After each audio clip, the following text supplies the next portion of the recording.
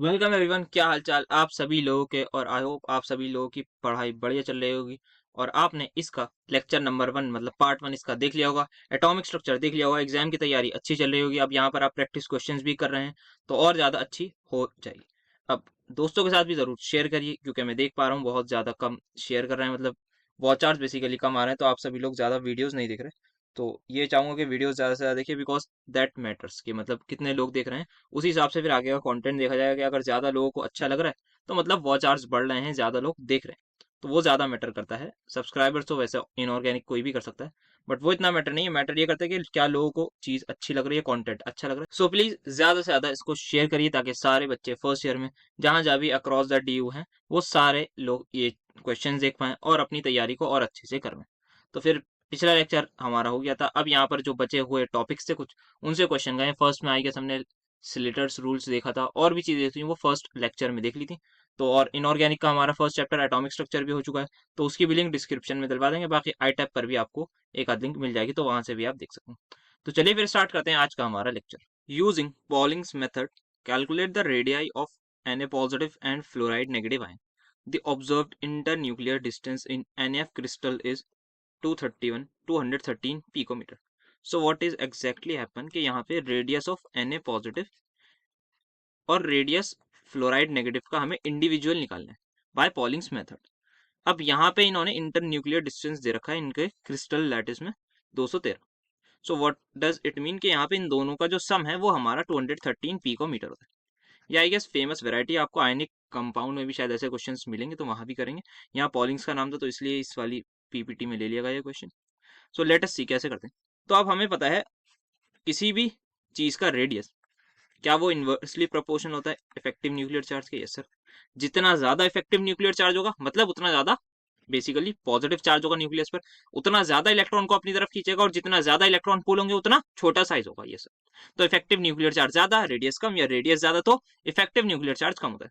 तो क्या मैं ये बोल सकता हूँ कि रेडियस सोडियम पॉजिटिव का जो है वो उसी के जेड इफेक्टिव के इन्वर्सली प्रोपोर्शनल होगा। Yes sir. सेम चीज मैं फ्लोराइड के लिए बोल सकता हूँ। Yes sir. तो मैं for my easier calculation R1 लिख रहा हूँ मैं सोडियम वाले को, R2 लिख रहा हूँ मैं फ्लोराइड वाले को। क्या ये इन्वर्सली या ये इन्वर्सली प्रोपोर्शनल ऐसे लिख सकता हूँ मैं रेशियो लेके कि मेरा R1 Z1 के इन्वर्सली प्रोपोर्शनल है और R2 Z2 के। तो ये आ जाएगा मेरा। यस सर ये आ जाएगा। तो यहाँ पे मैंने ये एक और इक्वेशन बना ली। सो व्हाट, अब मुझे क्या करना है, R1 है मेरे पास, Na पॉजिटिव का, R2 है सोडियम नेगेटिव का। अब मुझे इनके Z इफेक्टिव कैलकुलेट करने हैं। तो Na पॉजिटिव का करते हैं कैलकुलेट इफेक्टिव न्यूक्लियर चार्ज, जो बहुत ज्यादा स्लेटर्स रूल से हम कर चुके हैं। तो ये हो जाएगा 1s2 2s2 2p6। कोई धोखे में आके भाई ये मत लिख देगा कि यहाँ पर 3s1 भी आएगा, क्योंकि Na पॉजिटिव है। और यहाँ पे Na पॉजिटिव में जो इलेक्ट्रॉन है, मतलब इसमें हमें जो है एक टेस्ट इलेक्ट्रॉन होगा इसमें से, तो बचे कितने पी में सर, 5 बचे। और यहाँ पे 2 और हैं, तो यहाँ पे हमारे पास बचे टोटल 7। तो 7 इंटू 0.35 का कॉन्ट्रीब्यूशन प्लस 2 इंटू 0.85 का, तो ये इफेक्टिव न्यूक्लियर चार्ज आपका आ जाएगा 4.15। Similarly late us calculate fluoride ion के लिए। तो फ्लोराइड की जब आप कॉन्फ़िगरेशन देखेंगे तो आप देखेंगे कि सर ये तो एकदम सिमिलर आ रही है। तो जैसे ही सिमिलर आ जाए तो मतलब जेड इफेक्टिव भी एकदम सेम आएगा। तो हमारे पास जो आएगा इसका हम स्लेटर्स रूल्स यूज करते हुए निकालेंगे वो भी यही आएगा 4.15। तो अब जैसे ही कुछ लोग डायरेक्टली इसको पुट करने जाएंगे वो कहेंगे सर रेडियस 1 का इक्वल आ रहा है रेडियस 2 का। सर मजा आ गया, मतलब सो Na पॉजिटिव और फ्लोराइड आयन का रेडियस इक्वल है। The answer is no. Technically भी ऐसा आइसो इलेक्ट्रॉनिक स्पीशीज में भी देखेंगे कि आइसो इलेक्ट्रॉनिक स्पीशी है, इनका रेडिया इक्वल नहीं होता। कैसे बढ़ता है? और द पॉइंट जो आप भूले हैं वो ये भूले हैं, और जो मैं भी भूला हूँ, मतलब जो मैं जान के गलती करी है, कि आपको Z1 निकालना था जो इक्वल होगा सोडियम का एटॉमिक नंबर क्या है 11 माइनस 4.15। तो ये आएगा हमारा इक्वल 6.85 के। अब हमें Z2 निकालना है, दैट इज फ्लोरीन का atomic number is 9 9 minus 4.15, that will be equal to 4.85 हमारे पास आ जाएगा। So let us put the values here. So it will become 4.85 divide by 6.85। तो ये रेशियो आ जाएगा। So I can write simplify करके कि रेडियस 1 का मतलब सोडियम का जो रेडियस है that is equal to 0.1 times of radius 2। आप इस इक्वेशन को पुट कर दीजिए अपनी इस वाली इक्वेशन में यहाँ पर। ये आपकी इक्वेशन में इतनी मैथ्स बचपन में आती है, सिंपल सब्स्टिट्यूशन मेथड से हमें इसको करना है कैलकुलेट। तो ये हम कर लेंगे calculate, and at the and I think जो भी आंसर आएगा वो आप देख लीजिएगा, मतलब एग्जैक्टली तो आप निकाल ही लेंगे। यहाँ पे इसको पुट करना है जो 1.71 समथिंग हो जाएगा। So that is simply calculator का काम आप करना है, आपका काम यहीं तक था। बाकी जो बचा हुआ काम है वो कैलकुलेटर आप पर छोड़ दीजिए, वो कर लेंगे अपना काम। मतलब आपको भी उनसे करवाना है, ऐसा नहीं कि छोड़ देंगे भाई कैलकुलेटर खुद सॉल्व करके दे दो मुझे आंसर, ऐसा नहीं करना। कैलकुलेटर वाकई आगे का कर लेंगे। सो ये था हमारा ये वाला क्वेश्चन। इस तरीके से आगे आई थिंक और भी क्वेश्चन होंगे शायद। आयनिक बॉन्ड वाले में हमने जरूर लिए होंगे ऐसे टाइप के क्वेश्चन, और एग्जाम में बहुत ज्यादा चांस है कि एक न्यूमेरिकल इस टाइप का जरूर आए। सो नेक्स्ट जिसका नाम लिया वो यहाँ पर हाजिर हो चुके हैं, that is iso electronic species. तो आइसो इलेक्ट्रॉनिक स्पीशीज का मतलब क्या है, या आइसो इलेक्ट्रॉनिक आयंस का मतलब क्या है। आइसो का मतलब होता है आइसो इज सेम, इलेक्ट्रॉनिक मतलब इलेक्ट्रॉन। तो सेम नंबर ऑफ इलेक्ट्रॉन हमारे पास जिन स्पीशीज में पाए जाते हैं दैट आर और आइसो इलेक्ट्रॉनिक स्पीशीज। तो सेम नंबर ऑफ इलेक्ट्रॉन होने चाहिए। क्या सर प्रोटॉन भी होंगे? नो, जरूरी नहीं है प्रोटॉन। क्या सर हम प्रोटॉन को चेंज कर सकते हैं किसी एटम में? सोच के बताइए मुझे, क्या कभी आपने न्यूक्लियस में से प्रोटॉन को निकाला है? नो सर, हम ऐसा तो नहीं कर सकते, क्योंकि वो न्यूक्लियस के अंदर होता है। आपने खुद ही आंसर बता दिया। तो प्रोटॉन्स को हम नहीं निकाल सकते या एक्साइट नहीं कर सकते, सिर्फ और सिर्फ इलेक्ट्रॉन्स को कर सकते हैं, because they are present in the orbit. So अब यहाँ पे आइसो इलेक्ट्रॉनिक स्पीशीज की डेफिनेशन सभी लोग लिख लेंगे, sir species having same number of electrons, they are said to be isoelectronic species। ठीक है। अब now the point is how effective nuclear charge affects the radii of isoelectronic species। तो अब हमें रेडियाई की बात करनी है। सबसे पहले मुझे बताइए सोच के देख के, क्या ये आइसोइलेक्ट्रॉनिक स्पीशीज हैं सारी? हैं यहाँ पे थोड़ी सी गलती है सर, देखते हैं एक सेकंड। सभी लोग कैलकुलेट करने बैठे, सर इसके नंबर ऑफ इलेक्ट्रॉन्स निकालने हैं हमें। तो नंबर ऑफ इलेक्ट्रॉन्स आप जैसे ही देखेंगे, नाइट्रोजन का एटॉमिक नंबर सर 7 होता है, तो 3 माइनस मतलब 7 प्लस 3 मतलब 10। यहाँ पे नाइट्रोजन के हमारे पास आ जाएंगे इलेक्ट्रॉन एटम्स। सेम यहीं पर 10 10 10। तो सभी में क्या नंबर ऑफ इलेक्ट्रॉन सेम है? यस सर, सभी में number of electrons are equal. Now let us have a look on the number of protons. क्या ये भी सेम है?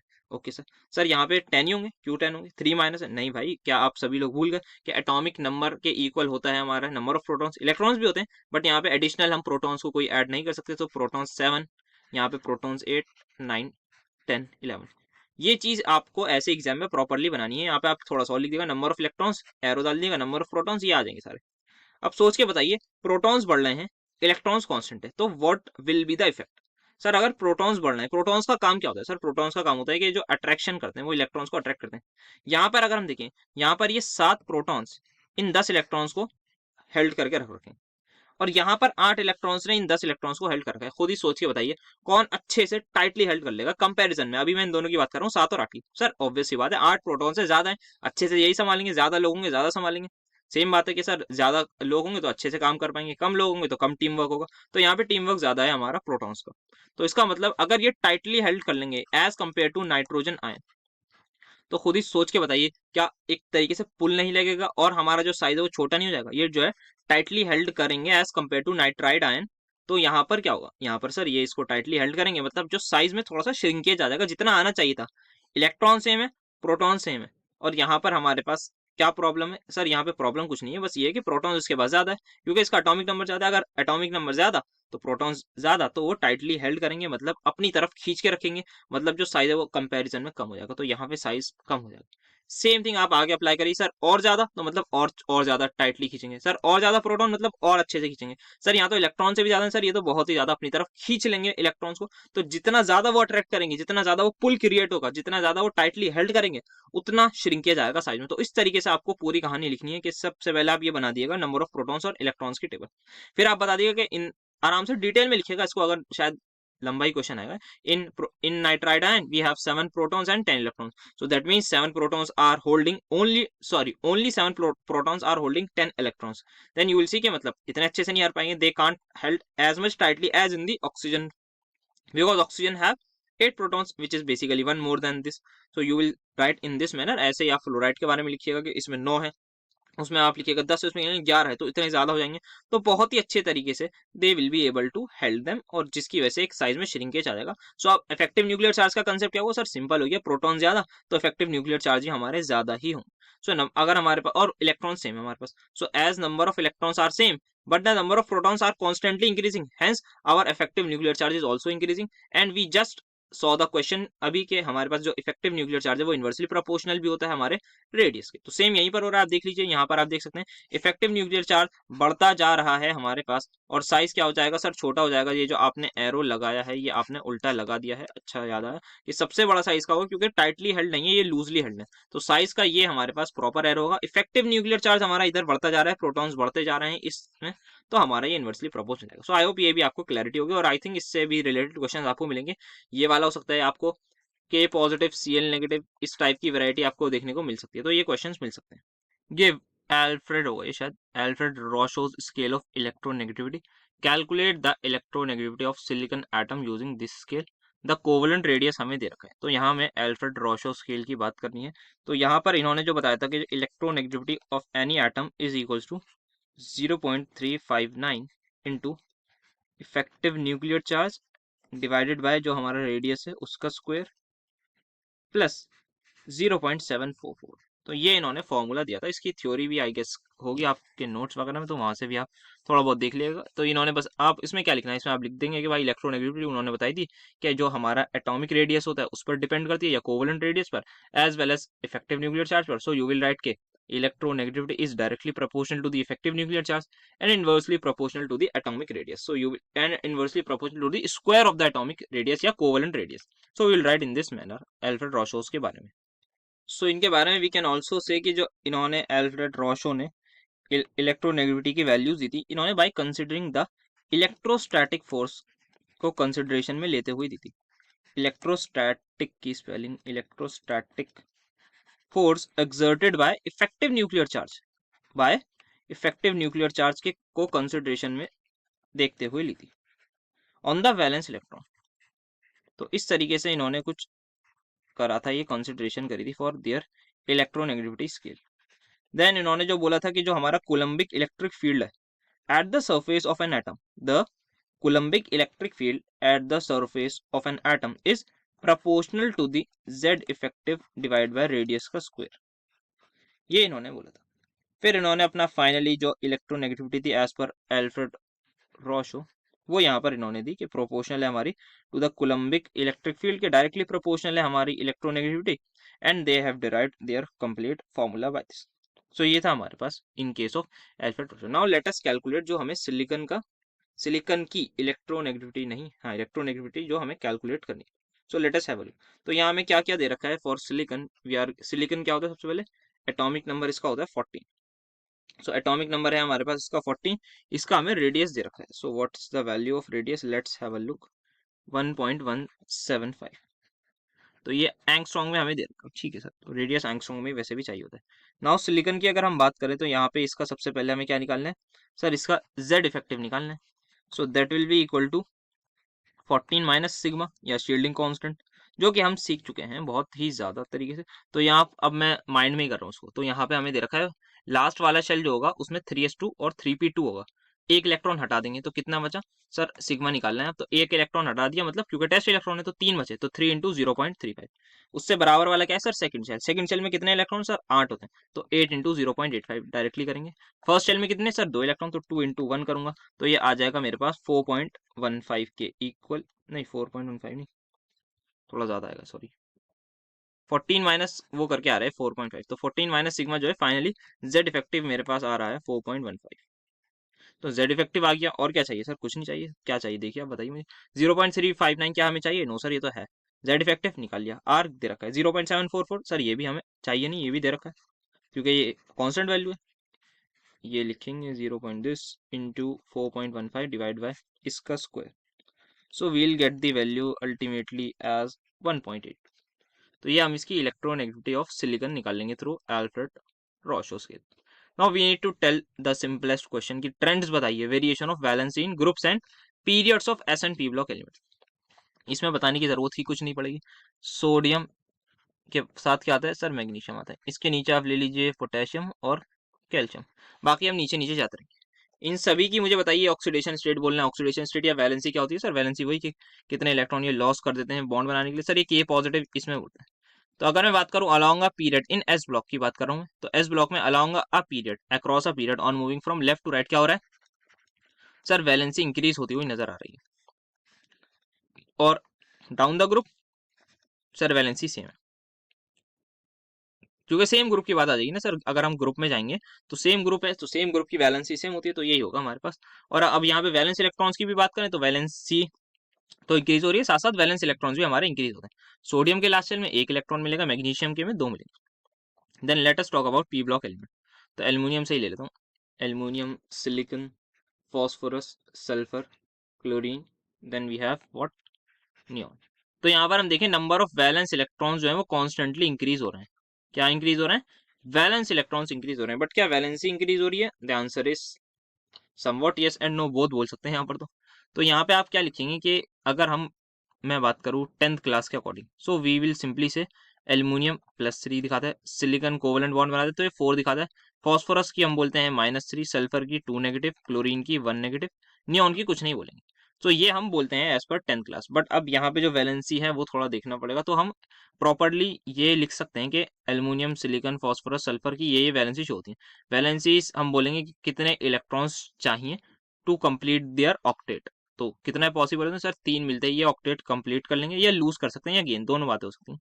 तो अक्रॉस अ पीरियड हमारे वैलेंस इलेक्ट्रॉन्स तो जो है वो इंक्रीज हो रहे हैं, बट द वैलेंसी हमारे पास एल्यूमिनियम और सिलिकॉन तक इंक्रीज होगी, फिर उसके बाद डिक्रीज होने लगी। बट अगर दे आर से इनके कितने बॉन्ड्स बना सकते हैं, तो नंबर ऑफ बॉन्ड्स बनाने की जो टेंडेंसी है वो तो इंक्रीज हो रही है, क्योंकि हमने कोवैलेंसी हमने पढ़ी है। तो कोवैलेंसी होती है बेसिकली कि कितने बॉन्ड बना रखे हैं। So if they are talking about covalency, ये कितने बॉन्ड्स कोई एटम बना सकता है, तो ये तो इंक्रीज हो रही है, but valency I would say decrease ही कहूंगा मैं। बाकी एक बार आप इस क्वेश्चन को जरूर अपने टीचर से डिस्कस करके देखिएगा कि सर या मैम जो भी हो, कि सर ये इसका आंसर एग्जैक्टली क्या लिखे और किस तरीके से लिखे, तो वो आपको और बेटर बता पाएंगे। But according to my opinion गलत बोल दिया क्या इंग्लिश? ठीक है, मेरी अगर मैं अपना ओपिनियन दूं तो ये रहेगा कि इसी तरीके से लिखना होगा। और क्या था क्वेश्चन में? वेरिएशन बताना है तो ग्रुप्स में बता दिए, पीरियड्स में अगर हम देखें तो नीचे नीचे आता है, कांस्टेंट रहेगी, हम ये बोलेंगे नीचे आते में वैलेंसी सेम रहेगी। तो ये हमारे पास ये क्वेश्चन था, इस तरीके से इसको आंसर करना है। Define electronegativity according to Mulliken scale. So Mulliken की जो इलेक्ट्रोनेगेटिविटी वो simply average of ionization energy and the electron affinity of an element थी। मतलब अगर मैं बात करूं काई एम की, वो इक्वल है मेरी ionisation energy in electron volt plus electron affinity in electron volt divided by 2 की। ये सिंपल इन्होंने बात कर दी थी, वेयर बोथ, ये हमारे इलेक्ट्रॉन वोल्ट में, ये छोटा लिखते हैं बेटर है ये, और आई क्या is the ionisation energy of an atom in valence state, then ये क्या है electron affinity of the atom in the valence state. Valence state क्या होती है? हमारी electronic configuration of an atom suppose to have when it is a part of a molecule. ये simply हमारे पास होती है जब किसी मॉलिक्यूल का पार्ट होता है, तब क्या उसकी इलेक्ट्रॉनिक कॉन्फ़िगरेशन होगी, दैट इज माई, ठीक है। देन वी हैव व्हाट, तो वैलेंस स्टेट यहाँ पे जो है ये हमारी एक्सपेरिमेंटली ऑब्जर्व वैल्यूज नहीं है, but those calculated for the atom in its valence state as it exist in a molecule. तो ये हमारे पास होती है। बाकी अगर क्वेश्चन आएगा तो वील सॉल्व, इतना ही हमारे जानने की जरूरत है। बाकी उन्होंने और भी ज्यादा थोड़ा पॉलिंग से भी रिलेट वगैरह करा, तो उस पर नहीं जा रहे हैं, तो फिलहाल इसी को देखते हैं कि इनके मलिकन साहब ने क्या कहा था। तो ये चीज आप लिख लिएगा, तो यहाँ पे स्क्रीनशॉट ले सकते हैं, हाँ ले सकते हैं, साफ साफ। तो 3 2 1 दो, electron gain enthalpy of chlorine is higher than that of fluorine. सही बात है, तो कि इलेक्ट्रॉन गेन एंथैल्पी ज्यादा होती है क्लोरीन के एज कम्पेयर टू फ्लोरीन। पूरा डिस्कस में ये क्वेश्चन भी कर लिया, इसकी रीजनिंग वगैरह हमने सब देख रखी है। Then next thing, yet fluorine is a stronger oxidising agent than chlorine. अब ये क्वेश्चन तो ऐसा आ गया, आप इनसे एग्जामिनर से आप उल्टा पूछे, भाई आपसे किसने कहा है कि स्ट्रॉन्ग ऑक्सीडाइजिंग एजेंट वो होता है जिसकी इलेक्ट्रॉन गेन एंथैल्पी ज्यादा होती है? यस सर, सोचने वाली बात है। भाई ये कह रहे हैं कि फ्लोरीन ऑक्सीडाइजिंग एजेंट है, क्लोरीन से ज्यादा स्ट्रॉन्ग है, बिल्कुल सही बात है। लेकिन इलेक्ट्रॉन गेन एंथैल्पी तो क्लोरीन की ज्यादा होती है, फ्लोरीन की। तो आपसे किसने कहा है ऐसा सर कि स्ट्रॉन्ग ऑक्सीडाइजिंग एजेंट वही होता है जिसकी इलेक्ट्रॉन गेन एंथैल्पी ज्यादा होती है? भाई जो हमारी इलेक्ट्रॉन, ये हमारी स्ट्रॉन्ग जो ऑक्सीडाइजिंग एजेंट है, ये कब बिहेव करेगा? सर ऑक्सीडाइजिंग एजेंट का मतलब होता है खुद हो जाए रिड्यूस और दूसरे को कर ले ऑक्सीडाइज। तो इसका मतलब फ्लोरीन को कन्वर्ट होना पड़ता है F नेगेटिव में। यहाँ पे ऑक्सीडेशन स्टेट इसकी 0 है, यहाँ पे -1 है, तो ये रिड्यूस हो गया, किसी दूसरे को ये कर देगा ऑक्सीडाइज। ठीक, अब मुझे यहीं पर देख के बताइए, इसी स्टेप में आप खुद ही देख के बताइए क्या क्या हुआ है। सर यहाँ पे बहुत कुछ हुआ है। एक तो सबसे पहले ये जो फ्लोरीन फ्लोरीन बॉन्ड था ये टूट गया, आप देख सकते हैं यहाँ पे टूट के, आपको यहाँ पे लिखना चाहूँ तो मैं 2 लगा सकता हूँ बैलेंस करने के लिए, जैसे भी होगा, बट नहीं लिखता हूँ। तो सबसे पहले सर यहाँ पे ये फ्लोरीन फ्लोरीन बॉन्ड टूट गया। अब जितना आसान बॉन्ड तोड़ना होगा उतना ही हमारे पास सर इजी होगा फ्लोराइड आयन बनाना है सर। अब दूसरी चीज यहाँ पे इसका एफ पर नेगेटिव चार्ज आया। सिमिलरली मैं क्लोरीन वाला भी केस ले लेता हूँ, तो साथ के साथ समझ जाएगा। तो इससे मुझे ये बनाना है, अब रिएक्टेंट साइड क्या है F2, प्रोडक्ट साइड क्या है क्लोराइड आयन। तो क्लोराइड आयन या फ्लोराइड आयन, इनकी स्टेबिलिटी पर भी तो बात रहेगी। अब अगर ये स्टेबल हुए, अगर फ्लोराइड आयन स्टेबल हुआ तो मतलब F नेगेटिव बना लेगा, अगर नहीं हुआ तो नहीं बनाएगा। ऐसे ही क्लोराइड आयन अगर स्टेबल हुआ तो बना लेगा। तो सर यहाँ पे कोई खास इलेक्ट्रॉन गेन एंथैल्पी की बात नहीं हो रही, बस हाँ ये बात हो रही है कि एडिशन ऑफ एक इलेक्ट्रॉन, ये एक फैक्टर होगा, बिल्कुल हो सकता है। बट क्या फैक्टर है, एक तो हमारे पास बॉन्ड डिसोसिएशन एनर्जी हमारे पास फैक्टर हो सकता है कि भाई बॉन्ड तो तोड़ना चाहिए, अगर बॉन्ड इजीली टूट जाएगा तब मतलब अच्छी बात है, स्टेबल तब मतलब जल्दी हो जाएगा, तो ऑक्सीडाइजिंग प्रॉपर्टी ज्यादा होगी। देन ये जो F नेगेटिव बना है क्या ये स्टेबल है, यानी इस पर बात होगी। देन वही कि आपने एक फैक्टर ये आएगा कि F नेगेटिव बनने से पहले जो फ्लोरीन एटम होगा उसमें जो एक इलेक्ट्रॉन हमने डाला होगा वो क्या उसको एक्सेप्ट करेगा, तो इलेक्ट्रॉन गेन एंथैल्पी का भी एक फैक्टर आ जाएगा।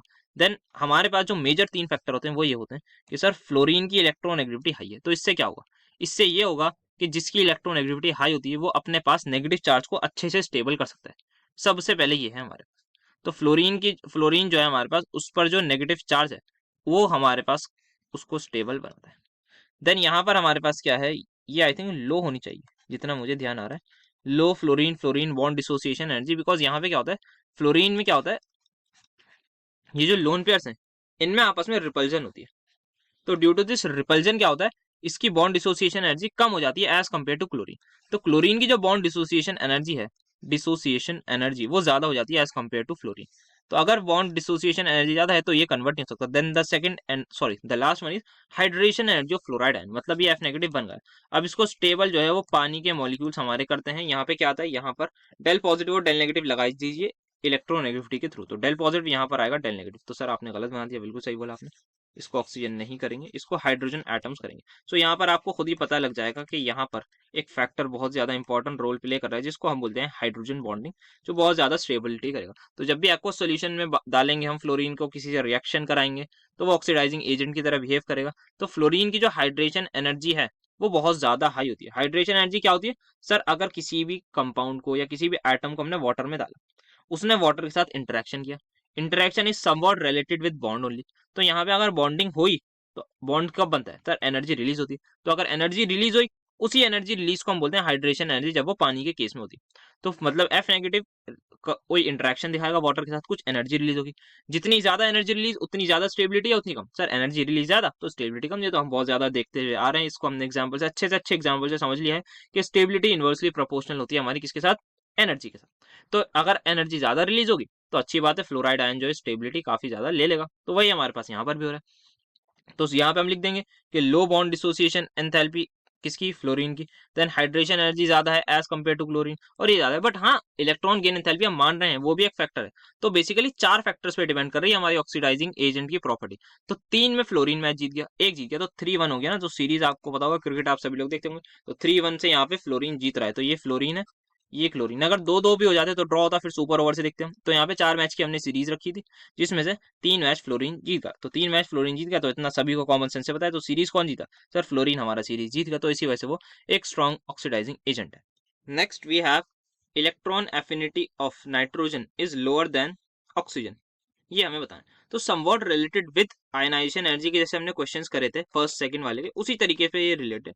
तो नाइट्रोजन की बात करें तो आता है 2s2 और 2p3। अगर इसमें मुझे इलेक्ट्रॉन डालना है तो सर ये N नेगेटिव बन जाएगा, तो इसकी कॉन्फ़िगरेशन हो जाएगी ये। खुद ही बता दिया मुझे, क्या ये चाहेगा सर, नहीं चाहेगा। क्यों नहीं चाहेगा, बिकॉज ये कहेगा भाई पहले से स्टेबल हूँ, क्यों परेशान कर रहे हो मुझे, तो ये मना करेगा। पर हम कहेंगे नहीं भाई हमें तो अपना क्वेश्चन सॉल्व करना है, तो कहेगा भाई ठीक है करो जरा देखता हूँ। तो ये क्या करेगा कि जैसे ही इसमें बाहर से इलेक्ट्रॉन डाला, तो इलेक्ट्रॉन एफिनिटी क्या होता है, बाहर से हम इलेक्ट्रॉन डालेंगे, एटम कुछ एनर्जी रिलीज कर देगा। अगर एटम ने एनर्जी कुछ रिलीज कर दी तो वो थोड़ा स्टेबल बन जाएगा। वेराज तो वही हमारी एनर्जी होती है न्यूट्रल आइसोलेटेड गैसियस एटम के केस में, हम उसको बोलते हैं electron affinity. But in case of nitrogen, जैसे ही हम बाहर से इलेक्ट्रॉन डालना चाहेंगे तो नाइट्रोजन कहेगा यार क्यों परेशान कर रहे हो, मैं स्टेबल हूँ अच्छा था। तो वो कहेगा ठीक है कर दो, मैं बहुत कम एनर्जी रिलीज करूँगा। तो उसने बहुत कम एनर्जी रिलीज करी, मतलब स्टेबिलिटी उसने बहुत कम अटेन करी, क्योंकि वो पहले ही स्टेबल था, यहाँ पर वो अच्छा खासा स्टेबल था। अब उसको हम स्टेबल कर रहे हैं तो यहाँ गएगा। वेराज इन केस ऑफ ऑक्सीजन क्या होगा, कहेगा ठीक है भाई मतलब क्या करूँ मैं, मेरे पास कोई ऐसा तो प्रॉपर्टी नहीं है। जैसे यहाँ पर, अच्छा यहाँ पर ये क्यों ज्यादा स्टेबल है, because of half filled stability, इसका हाफ फिल्ड ऑर्बिटल है। वेराज यहाँ पर क्या ऑक्सीजन, ठीक है मेरे पास कोई ऐसा प्रॉब्लम नहीं है, भेज दो, भेजना है तो मतलब मैं वैसे ही थोड़ा वो हूँ, पहले से ही मेरे पास पेयरिंग हुई भी है तो मैं और पेयरिंग कर लूंगा, कोई मुझे हाफ फिल्ड फुल फिल्ड तो स्टेबिलिटी ऐसा दे नहीं रहे आप लोग, तो दे दीजिए एक इलेक्ट्रॉन, कोई ऐसा प्रॉब्लम नहीं है, मैं ठीक ठाक डिसेंट एनर्जी रिलीज कर दूंगा, कोई मैं ज्यादा नखरे नहीं दिखाऊंगा। मेरा नाइट्रोजन कहेगा भाई मैं तो खामखा स्टेबल हूँ, तुम मुझे परेशान कर रहे हो, तो वो कहेगा मैं कम एनर्जी रिलीज करूंगा। तो यहाँ पे जो इलेक्ट्रॉन एफिनिटी रिलीज होने जा रही है, या जो भी एनर्जी रिलीज होगी वो कम होगी एज कम्पेयर टू इस केस में होगी, क्योंकि यहाँ पे कोई ऐसा फर्क नहीं पड़ रहा। तो आप बता दीजिएगा कि नाइट्रोजन स्टेबल से अनस्टेबल कॉन्फिगरेशन की तरफ जा रहा है, जिसकी वजह से वो नाराज हो जाएगा और वो अपनी एनर्जी कम रिलीज करेगा। एग्जाम में नाराज वर्ड मत यूज करिएगा, एग्जाम में लिखिएगा कि मतलब वही हमारा 2p3 से हम 2p4 कर रहे हैं, तो हाफ फील्ड स्टेबिलिटी को हम डिस्टर्ब कर रहे हैं, so obviously it will release less energy and that energy is simply said to be electron affinity जब हमारा न्यूट्रल आइसोलेटेड गैसियस एटम का केस होता है। तो यही हमारे पास सिंपल इसका रीजन हो जाएगा। During ionisation of atoms having ns and n-1d electrons the electron of ns orbitals lost first. समझाता हूँ उसको डायरेक्ट एग्जांपल से। कॉपर का एग्जांपल ले रहा हूँ, उसको आपको पता है 4s 3d10 और 4s1 होता है। जैसे ही मैं कॉपर पॉजिटिव बना दूंगा इसको, so we all know that it will become 3d10। Now they are asking कि भाई n-1 और ns मतलब 4s और 4 - 1 इज 3, तो 4s1 और 3d10 में से हमारा ये 4s का इलेक्ट्रॉन क्यों गया है, 3d का क्यों नहीं गया? तो आप कहेंगे सर ये तो कॉमन सेंस ही बात है, ऐसे ही होगा, बट ये इसलिए नहीं पूछ रहे, ये पूछ रहे हैं भाई जब आपने फिल पहले 4s को करा था तो 3d को आप क्यों निकाल लो पहले। जैसे आपको याद होगा स्कैंडियम का अगर मैं केस ले लूँ, स्कैंडियम में किसी का भी ले लूँ, ये तो एक्सेप्शनल कॉन्फ़िगरेशन होती है, तो हम सबसे पहले 4s2 पढ़ते हैं, then we will fill 3d1। तो दे आर आस्किंग भाई ऐसा क्यों कर रहे हैं कि आपने फिल तो पहले 4s2 को करा है, लेकिन आपको जब बात आई सॉरी पहले 4s2 को करा है, फिर उसके बाद लास्ट में आपने 3d1 को करा। तो ऐसा थोड़ी होता है कि जिसको पहले फिल करा है उसको उसमें से इलेक्ट्रॉन निकाल दें, अगर ऐसा होता तो आप 1s2 को निकालिए फिर। कहेंगे हाँ सही बात है यार, मतलब अगर हम ऐसे देखें कि पहले जिसको फिल करा उसी को निकाल दें, सबसे पहले हमने 1s2 को फिल करा था, तो लेकिन आप ऐसा यहाँ पर क्यों कर रहे हैं कि आपने 4s2 और 3d1 में से ही आप 4s2 को पहले भर दिया, बाद में 3d1 को भर रहे हैं, तो जिसको लास्ट में भर रहे हैं उसी से निकालिए। आप 4s2 में से क्यों निकालना है? अब अगर मैं स्कैंडियम 2 पॉजिटिव की बात करूं तो वो 3d1 दिखाता है कॉन्फ़िगरेशन, क्योंकि हम 4s के निकालने हैं। सो द पॉइंट इज यहाँ पर जब हम इलेक्ट्रॉन फिल कर रहे हैं तो वहां पे हमारा आउबाउ प्रिंसिपल लग रहा था कि इंक्रीजिंग ऑर्डर ऑफ ऑर्बिटल्स की एनर्जी या सबशेल्स की एनर्जी से हम भरते जा रहे हैं, तो यहाँ पे 4s की जो एनर्जी है वो कम होती है as compare to 3d। But the point is क्या 4s इनसाइड है या outside? Sir 4s fourth shell में, 3d थर्ड शेल में। अगर हम बनाए तो एक्सटर्नल कौन है? Sir 4s is outer most shell. तो इलेक्ट्रॉन्स कहाँ से निकलेंगे? Sir electrons outer most shell में से ही निकलते हैं। द रीजन इज क्यों? आउटर मोस्ट शेल क्या सबसे ज्यादा दूर होता है? यस सर सबसे ज्यादा दूर होगा न्यूक्लियस से। कहाँ से? न्यूक्लियस से। एक रेफरेंस पॉइंट लेना, ऐसे थोड़ी कि मतलब अपने घर से थोड़ी बोलेंगे दूर है, न्यूक्लियस से दूर है। तो आउटर मोस्ट शेल जो है वो 4s है हमारे पास इन दिस केस। तो यहाँ पर क्या होगा, अगर 4s आउटर मोस्ट है तो जो न्यूक्लियस है उसको क्या, न्यूक्लियस उसको हेल्ड कर पाएगा टाइटली एज कम्पेयर टू जो इनर वाले हैं थर्ड 3d एंड ऑल? नहीं सर, यहाँ पे जो हेल्ड है वो लूजली कर पाएगा, तो जिसकी वजह से मैं थोड़ी सी भी एनर्जी दूंगा तो जो सबसे कमजोर तरीके से जिसको पकड़ रखा होगा उसी पर एकदम से कहेगा भाई मैं तो सबसे कमजोर हूँ, मैं निकल लेता हूँ। तो वो मौका देखते ही चौका मार देगा 4s का इलेक्ट्रॉन, कहेगा भाई मुझे मौका मिला, चलते हैं टाटा बाय बाय। वो कहीं ऊपर की एनर्जी लेवल में घूम आएगा, या इलेक्ट्रॉन अगर ज्यादा एनर्जी मिल गई तो वो एक्साइट ही हो जाएगा। तो जो 4s के इलेक्ट्रॉन है वो एकदम सरफेस पर होते हैं, आप सरफेस बोल लीजिए, सरफेस वर्ड यूज करना सही नहीं रहेगा, वो एकदम आउटर मोस्ट सेल में होते हैं। तो यहाँ पर उनका जो इफेक्टिव न्यूक्लियर चार्ज है, जो न्यूक्लियस की अप्रोच है, अट्रैक्शन है, वो कम होती है क्योंकि वो दूर होते हैं। ऑब्वियसली डिस्टेंस डिपेंडेंट हमारे पास होता है इलेक्ट्रोस्टैटिक फोर्स, तो वो ज्यादा दूर होते हैं। तो जो इलेक्ट्रॉन है उसको जैसे ही एनर्जी मिलती है वो मौका मिलते ही चौका मार के बाहर निकल जाता है। और 3d वाला नहीं कर पाता क्योंकि 3d वाला इनसाइड है, भले ही वो देर से आया है, भले ही वो सबसे लास्ट में इलेक्ट्रॉन आया, पर उसको जगह जो मिली है वो अंदर मिली है। जैसे कहते हैं ना कि भाई कोई कोई दोस्त होते हैं, भाई मेरे लिए सीट बचा के रखना, तो इसको ऐसी समझ लिए दोस्तों ने इसकी सीट बचा के रख रखी थी, तो ये इसको आगे सीट मिल गई, बाकी जो पहले आया था उसको पीछे मिला क्योंकि उसके दोस्तों ने नहीं बचा रखी होगी। तो सेम यहीं पर हुआ है बेचारे इसके 4s2 के साथ, इसी वजह से ये हमारा पहले एक्साइट होगा। तो इसी कहानी को आप इंग्लिश में करके लिख दिया कि क्या क्या हुआ यहाँ पर, कि आधा तो लेट हमारे पास 3d है, बट बिकॉज आउवा प्रिंसिपल के according we are doing this. और यहाँ पर आउवा प्रिंसिपल नहीं लग रहा, इलेक्ट्रॉन्स की फिलिंग ही बताई थी उन्होंने। उन्होंने ये थोड़ी बताया था कि आउवा प्रिंसिपल को जब आप इलेक्ट्रॉन को एक्साइट करो तब भी लगाओ, ये तो नहीं बताई थी उन्होंने। तो नहीं बताई तो अब नहीं नहीं होगी तभी नहीं बताई, वरना वो बता देते कि ये भी बात है। तो इसी वजह से हम बोलेंगे आउटर मोस्ट शेल में से निकलेगा, इफेक्टिव न्यूक्लियर चार्ज का कंसेप्ट लगाएंगे, टाइटली हेल्ड और लूजली हेल्ड का कंसेप्ट लगाते हुए हम बता देंगे अपनी पूरी story. Ionic radii of sodium positive and copper positive are almost similar. So ये क्वेश्चन जो शायद एग्जाम में आता है उसमें यहाँ पर कॉपर 2 पॉजिटिव लिखा होता तो एक मिस प्रिंट हो गया था, तो उन दोनों का सेम नहीं होगा, इन दोनों का ये हमारे पास सेम होता है। सो द रीजन इज यहाँ पर सबसे पहले configuration let me just right. So it will be 2s2 and 2p6 हो जाएगी क्योंकि एक इलेक्ट्रॉन यहाँ पर लूज है। और इस केस में जो आएगी वो आएगी 3s2 3p6 एंड 3d10। यहाँ पे क्लियरली विजिबल है कि सोडियम में नंबर ऑफ शेल्स 2 हैं, कॉपर में नंबर ऑफ शेल्स 3 है, तो कॉपर पॉजिटिव की बात हो रही है, इसको मिटा देता हूँ कभी कंफ्यूजन हो जाए। तो सर शेल जैसे ही बढ़ता है वैसे ही साइज बढ़ना चाहिए और ऐसा ही होता है, बट द पॉइंट इज यहाँ पर सर इन्होंने सिमिलर लिख रखा है और इसी की एक्सप्लेनेशन मांगी। So the reason is simple, size तो हमारे पास हम बोलेंगे शेल नंबर ज्यादा है, बट यहाँ पे जो डी इलेक्ट्रॉन्स हैं उनको हम बोलते हैं कि इनकी because of their poor shielding effect, effective nuclear charge हमारा यहाँ पर बढ़ जाता है। इनकी पुअर शील्डिंग इफेक्ट की वजह से जो ओवरऑल इफेक्टिव न्यूक्लियर चार्ज है वो यहाँ पर थोड़ा हाई रहता है। तो अगर इफेक्टिव न्यूक्लियर चार्ज हमारा यहाँ पर हाई है तो ऑब्वियस सी बात है जो साइज है जितना होना चाहिए था उससे थोड़ा कम हो जाएगा। और ऐसा नहीं है कि एक्जैक्टली इक्वल होता है, अप्रोक्सीमेटली इक्वल होता है। शायद इसकी 0.96 एंगस्ट्रॉन्ग होती है, इसकी 1.04 ऐसी होती है वैल्यू, तो ऑब्वियसली एकदम इक्वल नहीं होगा। बट द रीजन जो इसकी एक्सप्लेनेशन है वो ये है कि इसमें डी इलेक्ट्रॉन्स नहीं है, तो इसमें इतनी ज्यादा पुअर शील्डिंग नहीं होगी, तो यहाँ पर जो जेड इफेक्टिव है वो इतना ज्यादा हाई नहीं होगा जितना इन केस ऑफ डी वाले में हो जाता है हमारे पास। So this is the reason, हम इस तरीके से इसको थोड़ा एक्सप्लेन कर देंगे। तो ये मेजर इसका रीजन होता है पुअर शील्डिंग वाला कि इफेक्टिव न्यूक्लियर चार्ज पहले आप लिख दिएगा, ये नंबर ऑफ फेल्स हो जाता है। तो होना ये चाहिए था कि कॉपर 1 पॉजिटिव वो ज्यादा हो सोडियम पॉजिटिव, और ऐसा ही होता है, ऐसा नहीं है, बट डिफरेंस इसमें बहुत ज्यादा कम है, तो हम बोलते हैं approximately equal, approximately almost similar. Almost word का मतलब पता है ना, लगभग, एग्जैक्टली नहीं, लगभग एक जैसे हैं। तो यहाँ पर लगभग एक जैसे होने का रीजन वही है कि इनमें जो प्रॉब्लम होती है इनकी पुअर शील्डिंग होती है, इनका इफेक्टिव न्यूक्लियर चार्ज जो है वो ज्यादा रहता है, जिसकी वजह से इलेक्ट्रॉन्स को जो है प्रोटॉन्स टाइटली हेल्ड कर लेते हैं, और टाइटली हेल्ड कर लेंगे तो मतलब अपनी तरफ खींचेंगे, so there will be a contraction in size. तो ड्यू टू दिस यहाँ पर हमारे पास जो रेडियस कम हो जाता है, और शायद इसको हम ट्रांजिशन कॉन्ट्रैक्शन का भी नाम देते हैं if I am not wrong. मतलब इसको सोडियम और उस वाले केस को नहीं, मतलब इन जनरल अगर ट्रांजिशन जो एलिमेंट्स है उनका साइज थोड़ा छोटा जो हो जाता है, so the reason is somewhat transition contract. So इस हाउ आप इस क्वेश्चन को भी कर लेंगे। So yes, that's it for today, इतना ही था आज के लिए, और ये हमारा चैप्टर पूरा हुआ है। नेक्स्ट स्टार्ट करेंगे आयनिक बॉन्ड को अपलोड करना, उसको भी जल्द से जल्द, आई थिंक 2-3 वीडियोस में ही वो भी हो जाएगा, तो उसको भी जल्दी से जल्दी अपलोड करेंगे। देन वी विल अपलोड अपना केमिकल बॉन्डिंग वाला पार्ट, एंड फाइनली 2023 का जो पेपर है वो सॉल्व करके देखेंगे कि क्या हमारे क्वेश्चन जो अभी तक करें वो रिपीटेड है, क्योंकि अभी तक कोई भी उस क्वेश्चन पेपर में से कोई भी क्वेश्चन नहीं लिया है मैंने जान के, ताकि उसको अलग से देखेंगे कि क्या रिपीट हो रहा है। और यस, हमारे टाइम पे 2023 था तो हमने देखे थे क्वेश्चन रिपीट होते हुए, तो आप भी जरूर 2024 में बहुत सारे क्वेश्चन रिपीट होते हुए देखें। तो इतना ही था आज के लेक्चर में, मिलते हैं आपसे नेक्स्ट लेक्चर में। Thank you so much for attending my lecture.